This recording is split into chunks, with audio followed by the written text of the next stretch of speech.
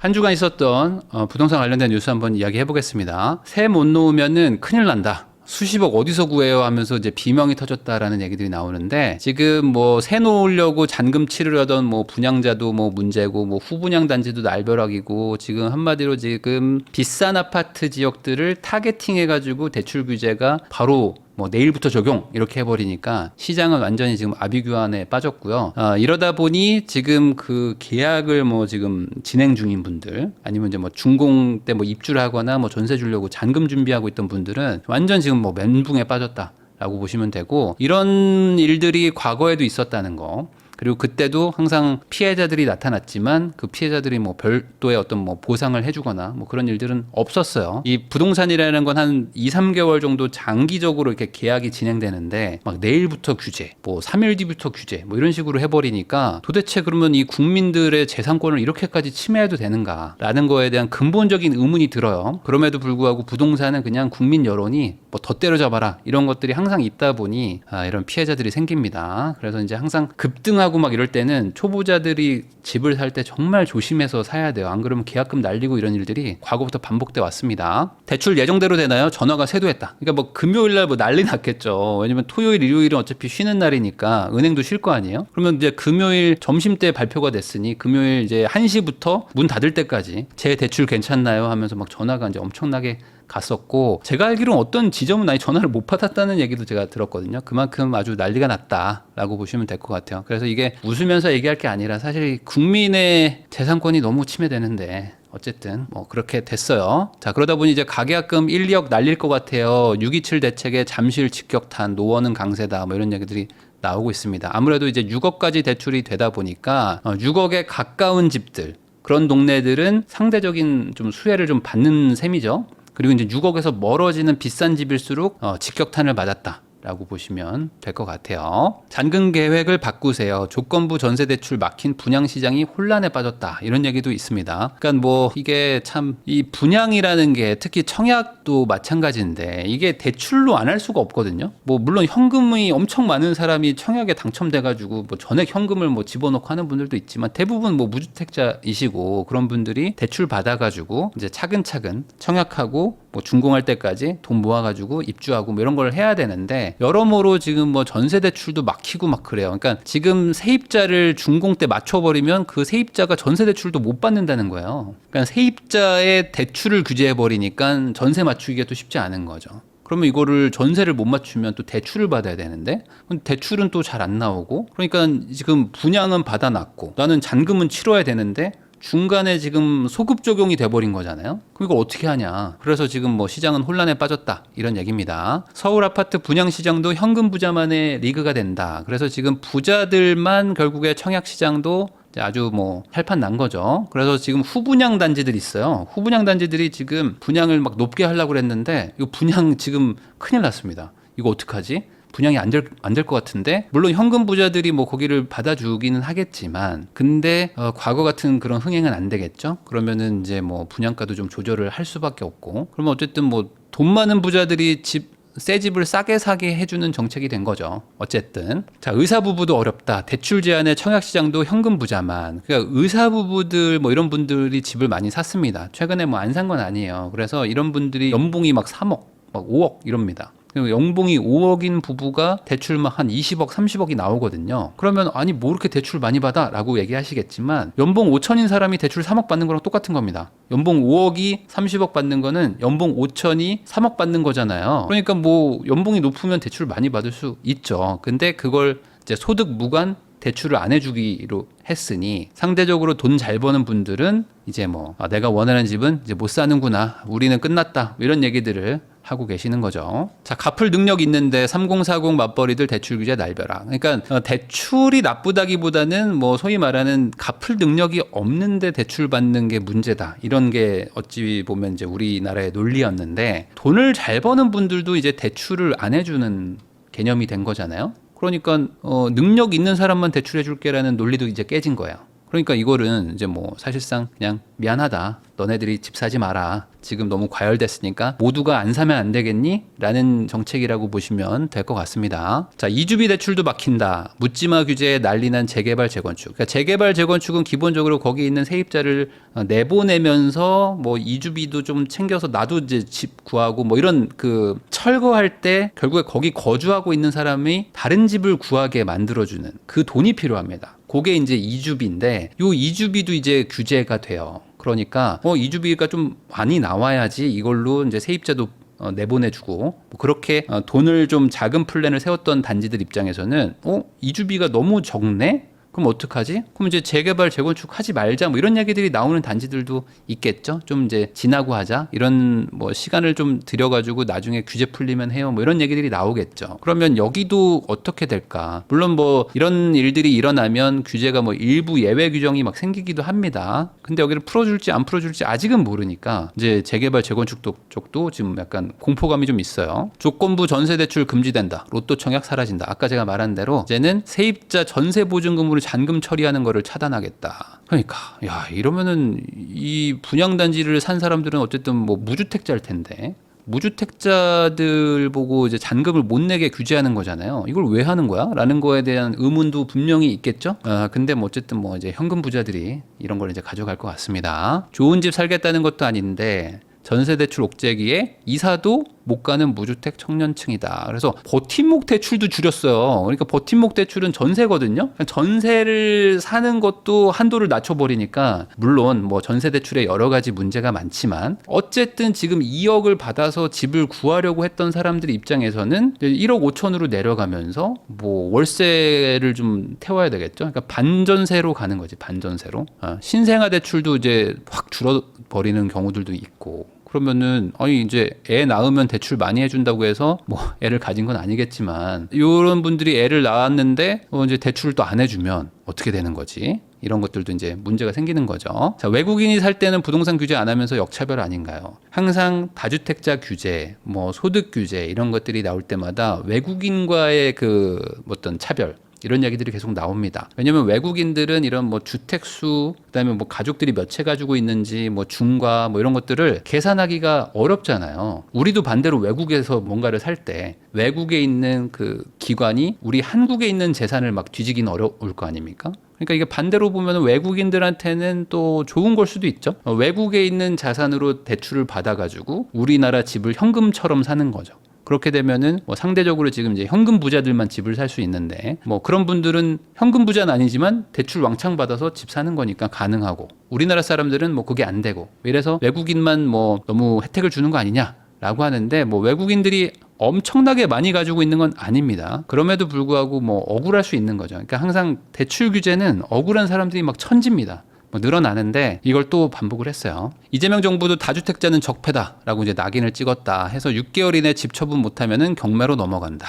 네, 그러니까 이제 경매로 넘어간다는 말이 뭐 이렇게 쉽게 얘기할 수 있는 건 아닌데 뭐 이분들이 돈이 없어서 경매를 넘어간다는 게 아니라 집을 처분해라. 안 그러면은 대출을 상환하고 뭐 이렇게 되는 거예요. 그러면 6개월 이내 집을 처분하면 좋죠, 당연히. 근데 요즘에 이제 세입자도 있고. 뭐 세입자가 뭐 2+2를 쓰는 경우도 있고 세입자가 집을 뭐 안 보여주는 경우도 있고 뭐 이러거든요. 그러면은 이게 6개월 안에 무조건 판다라는 보장이 애매해요. 이걸 뭐 한 3년 안에 팔고 뭐 2년 안에 팔고 하는 것도 요즘에 쉽지 않은데 6개월 안에 팔아라? 그러면은 이제 쉽지 않죠? 그러니까 어떻게 됩니까? 있는 집을 팔고 그다음에 갈아타라. 뭐 이런 얘기가 되는 건데 이것도 아무래도 이제 거래를 좀 이제 누르려는 그런 목적으로 좀 보입니다. 어쨌든 이런 일들이 여러 가지가 막 복잡하게 엮이니까 이제 섣불리 뭘 할 수가 없는 그런 분위기가 형성되겠죠. 자, 똘똘한 한 채 광풍에 돈 싸들고 서울로 오는데 다주택 규제를 풀어야지 지방이 산다라고 하는데 다주택 규제가 풀리지 않으면 사실 지방은 뭐 돈이 가기가 쉽지는 않습니다.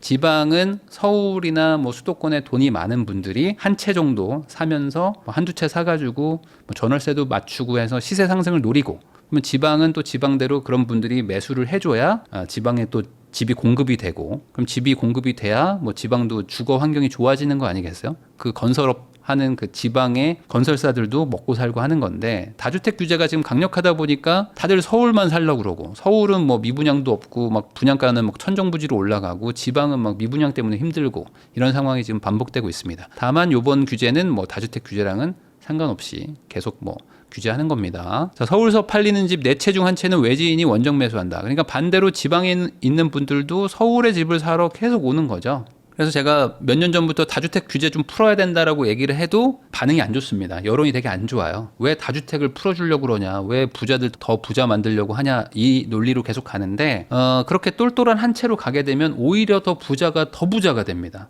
그게 역설인데, 이게 이해가 참 어려운 것 같아요. 이해를 시키는 것도 설득을 하는 것도 어렵다 보니까 계속 다주택 규제는 가는 거야. 이거는 기본으로 가고 그 다음에 이제 뭐 다른 걸로 해결해 보겠다고 하는데 잘 안 되죠. 자, 신중에 또 신중, 마지막 남은 국토부 장관 인선. 지금 국토부 장관만 지금 빈자리고, 그리고 이제 기재부 장관도 이제 이번에 인선이 됐습니다. 그러니까 이제 부동산 관련된 분들은 거의 다 이제 다 됐고, 국토부 장관 하나 남았는데 여기도 이제 어떤 분이 될지 좀 봐야 돼요. 그러면 이제 이재명 정부의 차기 공급 대책, 뭐 교통 대책 이런 것들이 뭐가 될지 좀 유추를 해볼 수 있습니다. 요것도 이제 한 1, 2주 안에 결정이 나겠죠. 대출 규제 사각지대에 쏠리는 눈, 강북권 풍선 효과 우려된다라고 얘기를 하시는 분들이 많은데, 뭐 일부 강북으로도 좀 갈 것 같고, 저는 오히려 경기도로 갈 것 같아요. 경기도로 더 많이 가지 않을까. 왜냐면 강북 쪽으로 가는 것도 뭐 일부 있겠지만 기본적으로 실거주를 좀 해야 되는 이 규제거든요.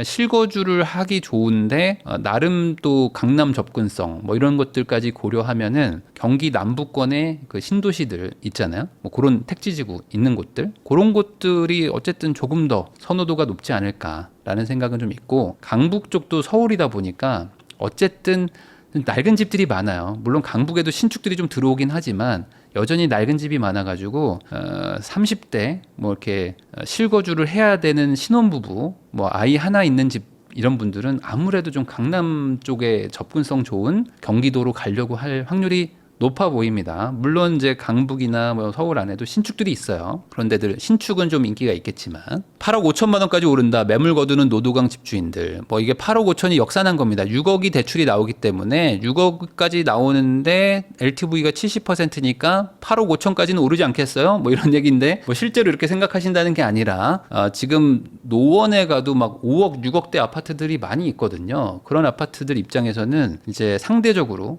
대출에서 자유로우니까 이쪽으로 수요가 좀 오지 않을까라는 기대감을 지금 가지고 있다. 근데 노원 뭐 도봉 강북 이쪽도 뭐 살기 괜찮은 집들이 있지만 그래도 좀 노후도가 좀 있어가지고 같은 금액대들로 좀 상대적으로 연식이 좀 괜찮은 경기권도 많잖아요. 뭐 그런 데들도 분명히 좀 가지 않을까. 저의 개인적인 생각입니다. 자, 6월 27일까지 계약서를 안 썼다면은 갭 투자용 전세 대출은 불가능하다. 이렇게 금융위가 세부한 발표로 못을 박았다라는 내용입니다. 그래서 전세 끼고 뭐 집을 사거나 뭐 그렇게 되면은 전세 대출을 뭐 안 해준다. 그러니까 전반적으로 실거주 할 사람만 대출 받아라. 그리고 실거주 안 하고 전세 끼고 사면은 여러모로 불편하게 만들겠다. 라는 내용입니다. 이 정도일 줄 몰랐어요. 3천 건이 증발됐다. 세입자들이 뭐 비명을 지르고 있다. 이렇게 얘기를 하는데, 매물 급감에 전세 가격도 올라가고 뭐 부동산 시장이 뇌관되나 이런 얘기가 나오는데, 지금 전세 시장이 어쨌든 하반기에 안 좋아질 확률이 높잖아요. 뭐 전세가도 좀 상승할 수도 있고, 그리고 뭐 공급도 뭐 별로 없다 보니까 신축이라도 공급이 좀 많이 되면 전세 시장이 안정이 되는데, 지금 그런 상황도 아니고 뭐 금리도 어쨌든 조금씩 내려갈 거고, 이런 상황에서 가뜩이나 조금 불안했는데 요번 대출 규제가 딱 터지면서 전세 쪽이 지금 확실히 이거 어떻게 될지 좀 저도 좀 걱정이 됩니다. 이 부분은 이제 전세 물건이 확실히 줄어들 것 같아요, 이제는. 왜냐면 실거주 하라고 하니까. 자, 전세 메뚜기 서러운데 보증금도 뛰나, 규제 불똥에 세입자 고통, 이런 기사들이 막 계속 나오고 있는데, 갭 투자도 못 해가지고 월세로 몰린다, 대출 규제에 월세값 더 뛰겠네 라고 얘기하는데, 그러니까 지금 이제 전세를 준다는 거는 집주인들한테 상당한 리스크입니다. 그러니까 이제는 전세를 올리기보다는 기존에 전세 준 분들은 이제 반전세로 더 많이 돌릴 거고, 뭐 대출 규제도 막 생기고 막 하니까, 그리고 이제 새로 세입자를 또 맞추잖아요. 그러면 이제 골치 아파져요. 이제 그 새로운 세입자 맞추는 순간 여러모로 대출 규제가 막 또 생긴단 말이에요. 그러니까 이제는 어떻게 해야 되나? 그러면 결국에 임대인의 입장에서 생각해 보면은 어떻게든 반전세로 돌린다. 어떻게든. 대출을 최소화하면서 어떻게든 반전세로 조금씩 돌리려고 하려고 할 것 같습니다. 자, 토어제보다 더 센 대출 규제, 돈 빌리면 전입해야 된다고 경매 시장도 타격. 그러니까 이게 문제인데 아마 경매까지는 생각을 못 했을 거예요. 경매는 진짜 문제입니다. 경매는 이게 낙찰받고 나서 명도하고 뭐 이런 거 하는 것들도 많잖아요. 그러면 시간이 엄청 흐르는 경우들도 있거든요. 막 1, 2년씩 뭐 명도하는 경우도 있고 막 유치권 걸려 있고 뭐 이런 경우들도 있는데 경매는 기본적으로 경락잔금 대출을 받습니다. 그래서 낙찰받고 경락잔금 대출 받은 다음에 잔금 치르고 그 다음에 명도하거든요. 그러면은 잔금 치르고 명도하는데 돈 빌리면 6개월 안에 전입신고하라고? 그럼 어떻게 하라는 거야? 저 명도 대상자한테 저 죄송한데요 사장님 제가 6개월 안에 전입해야 되거든요. 그러니까 좀 나가주시면 안 돼요 라고 하면 나가줍니까? 안 나갈 거 아니야. 그러니까 뭐 박살 나는 거죠. 경매 박살 나는 거지 뭐 지금. 자, 근데 요런 건 아마 예외 규정으로 해줄 확률도 있어요. 예외 규정으로 해줄 확률도 있습니다. 왜냐하면 이 경매라는 건 국가에서 운영하는 시스템이기 때문에 어쨌든 주담대입니다. 주택담보대출이에요. 경락잔금대출도. 그러니까 이제 공통으로 적용은 되는데 이걸 어떻게 할 것인가?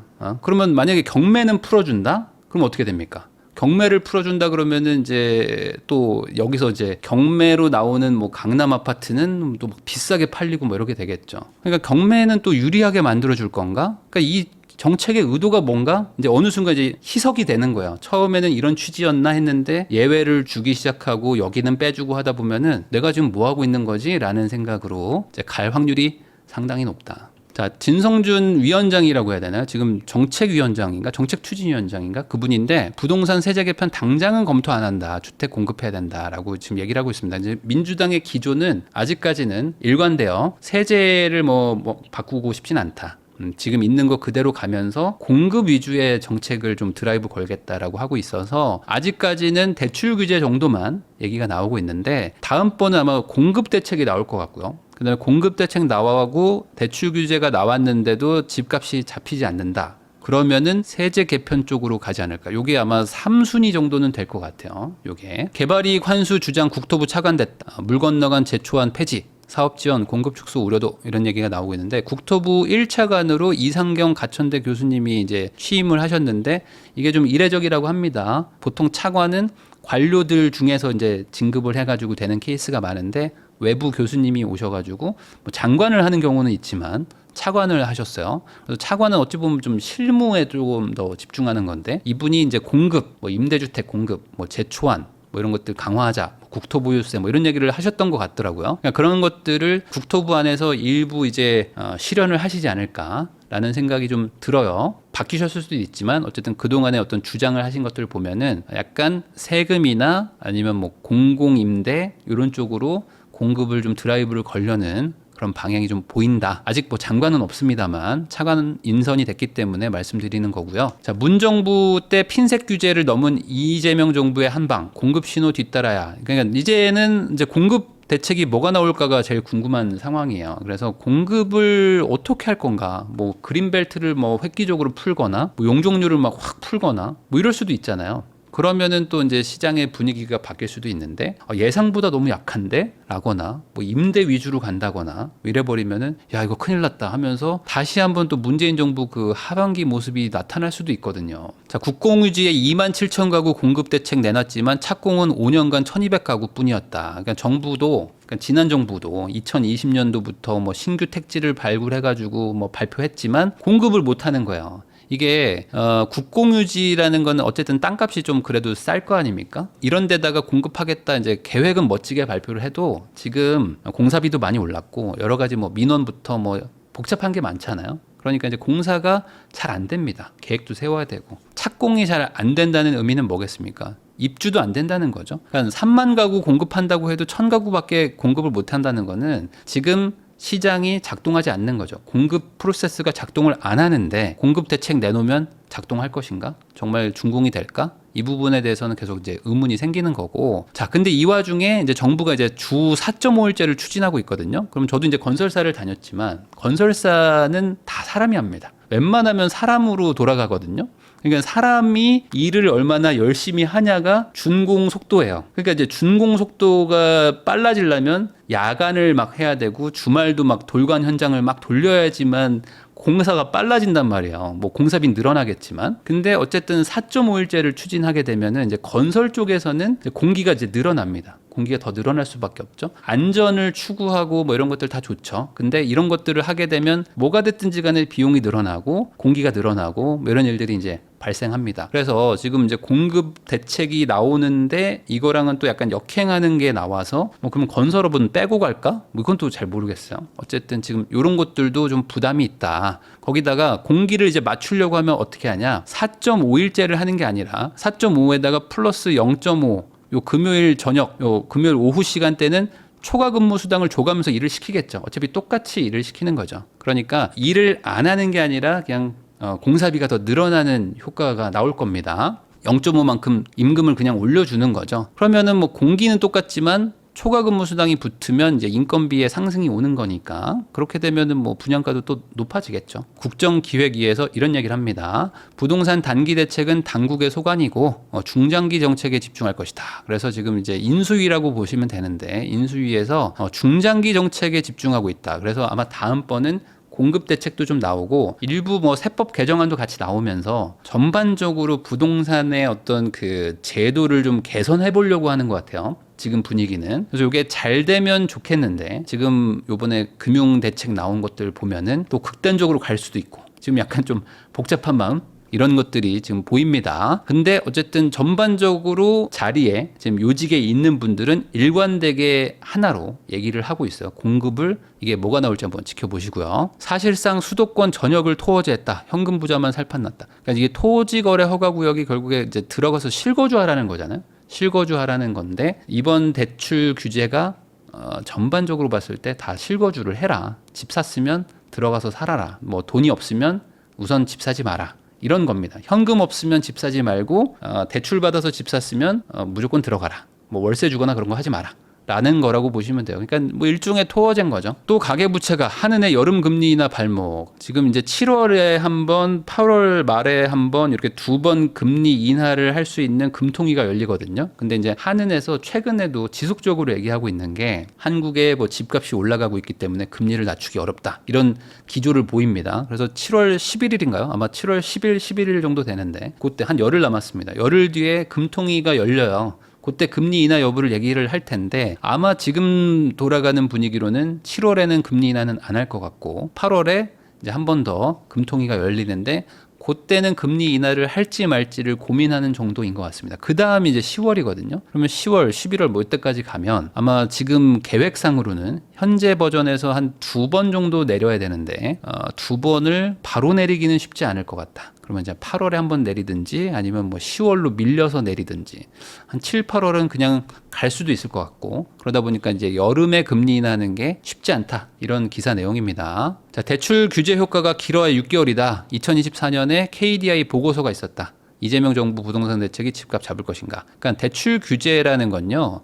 이게 아까 말한 대로 거래 중단을 하는 거기 때문에 거래 중단의 효과는 한 반년 지나면 없어지더라. 라는 겁니다. 그러니까 이 대책이 집값을 내리는 정책이 아니고 매수를 좀 늦추는 정책이라고 보시면 될 것 같아요. 매수를 좀 뒤로 미룬다. 잠깐 시간을 번 거지 이 대책으로 뭔가 집값이 해결될 거라는 건 아니에요. 그러니까 지금 정부도 두 번째 공급 대책을 지금 준비하고 있고 안 되면 세 번째로 세금 대책이 아마 준비하고 있지 않을까. 자, 대출 문턱 더 높아진다. 은행권 주담대 금리 줄 인상한다라는 건데 이게 뭐냐면 지금 주담대 총량 규제를 하고 있습니다. 주담대 증액의 총량 규제를 하고 있어가지고 경상 성장률만큼 그러니까 주담대가 1년에 3.8%만 늘어나게 규제를 하기로 했어요. 작년에. 근데 이번에 대책 발표를 하면서 그것도 절반으로 해버렸습니다. 자, 그러면 어떤 문제가 생기냐? 이제 앞으로 대출해 줄 수 있는 여력이 얼마 없어요. 그러면 이제 대출을 해줄 수 있는 여력이 급감해버립니다. 자, 그럼 이제 어떤 일이 일어날까요, 여러분들? 자, 주담대를 빌리러 오는 사람들은 계속 있는데 이 사람들한테 대출을 해줄 수 있는 여력이 없어요. 그럼 뭘 하죠? 금리를 올려버릴 거예요. 자, 이제 예금 금리는 팍팍팍 떨어지는데 주담대 금리는 거꾸로 올라가는 일들이 생길 겁니다.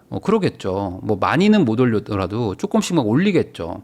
그러면 은행들 뭐 이제 신났지 뭐. 신난 건지 모르겠네요. 뭐 영업을 못 하게 되니까 모르겠다. 이건 좀 애매할 수 있습니다. 다만 은행 입장에서는 뭐 주담대 금리 더 올려도 되는 거예요?